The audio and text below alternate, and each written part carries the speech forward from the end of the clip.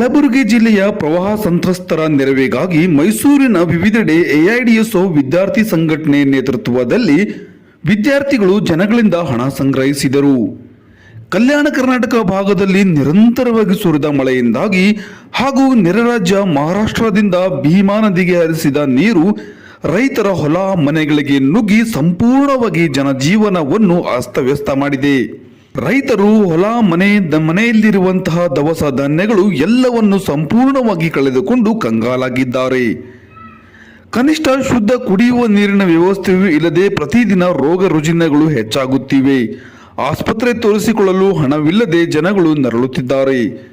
ಸಂಕಷ್ಟದಲ್ಲಿರುವ ಜನಗಳ ನೆರವಿಗಾಗಿ ವಿದ್ಯಾರ್ಥಿಗಳು ಜನಗಳಿಂದ ಹಣ ಸಂಗ್ರಹಿಸಿದರು. ಜನಗಳು ಈ ಉದಾತ್ತ ಕಾರ್ಯಕ್ಕಾಗಿ ಉದಾರವಾಗಿ ಕಾಣಿಕೆ ನೀಡಿ ಪ್ರೋತ್ಸಾಹಿಸಿದರು. ಈ ಸಂದರ್ಭದಲ್ಲಿ ಎಐಡಿಎಸ್ಒನ ಜಿಲ್ಲಾ ಕಾರ್ಯದರ್ಶಿ ನಿತಿನ್, ಉಪಾಧ್ಯಕ್ಷರಾದ ಸ್ವಾತಿ, ಪದಾಧಿಕಾರಿಗಳಾದ ಹೇಮಾ, ಚಂದ್ರಿಕಾ, ದಿಶಾ, ಅಂಜಲಿ, ಅಭಿಷೇಕ್, ನಂದೀಶ್ ಹಾಗೂ ವಿದ್ಯಾರ್ಥಿಗಳಾದ ಮಾನಸ, ಕಾವ್ಯ, ದಿವ್ಯಶ್ರೀ, ಸಿಂಧು, ಮಂಜುನಾಥ್ ಹಾಗೂ ಇನ್ನಿತರರು ಸಂದರ್ಭದಲ್ಲಿ ಉಪಸ್ಥಿತರಿದ್ದರು.